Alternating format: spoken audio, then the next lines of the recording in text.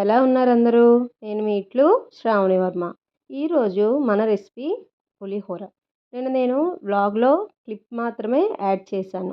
Video అనేది shoot చేయలేదు. ఎందుకంటే నేను మీకు సెపరేట్గా చేద్దామని చెప్పి దాంట్లో క్లిప్ మాత్రమే యాడ్ చేశాను. నేను 1 kg ఆఫ్ పులిహోర అనేది ప్రిపేర్ చేసుకున్నాను. దానికి సరిపేటట్టు నేను మీకు ఇంగ్రీడియంట్స్ కానీ రెసిపీ కానీ చూపిస్తున్నాను. ఎవరైనా చేసుకోవాలనుకుంటే చేసుకోవచ్చు. Let's go to kitchen. బాండి పెట్టుకొని పలుకులు అనేవి వేయించుకోండి. ఇవి మీకు పొడి చేసుకోవడానికి, తాలింపులకి మళ్ళీ సపరేట్గా వేయించుకోవాలి. రైస్ అనేది నేను చక్కగా 2 సైడ్స్ పెట్టేసుకున్నాను. పలుకులు అనేవి వేగాక ప్లేట్లోకి తీసుకోండి. నెక్స్ట్ నువ్వులు కూడా వేయించుకొని అదే ప్లేట్లోకి తీసుకోండి. నెక్స్ట్ ఎండుమిర్చి, కొంచెం మెంతులు అనేవి వేయించుకొని అవి కూడా ప్లేట్లోకి తీసుకొని చల్లారబెట్టుకోండి. ఈ లోపల రైస్ అనేది కూడా చక్కగా ఉడికిపోతుంది. నేను 2 సైడ్స్ 2 పెట్టుకున్నాను. నాకు చక్కగా ఫాస్ట్గానే అయిపోయింది. నానబెట్టుకొని చింతపండు మీరు ఇలా బాండీలోకి కొంచెం వాటర్ వేసుకొని థిక్నెస్గా తీసుకోవాలి. పలుచగా కూడా తీసుకోకూడదు.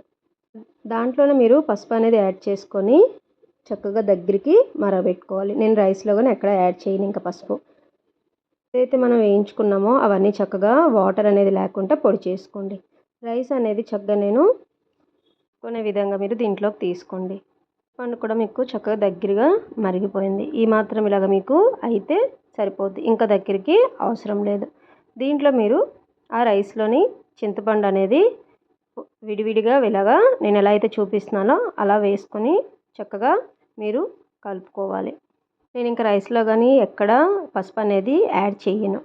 చక్కగా అంతా మీరు మిక్స్ అయ్యేటట్టు రైస్కి కలుపుకోవాలి. నేను తర్వాత బాండి తీసుకొని ఆయిల్, కొంచెం నువ్వుల నూనె తీసుకొని పలుకులు, ఆవాలు, జీలకర్ర, ఎండుమిరపకాయలు, పచ్చిమిరపకాయలు, శనగపప్పు, మినపప్పు, కరివేపాకు, దాంట్లోనే సాల్ట్, కొంచెం ఇంగువ కూడా వేసుకొని ఫ్రై చేసుకున్నాను. తాలింపులన్నీ చక్కగా వేయించుకున్నాక మీరు ఇలాగా ఆ రైస్లోకి వేసేసుకోండి.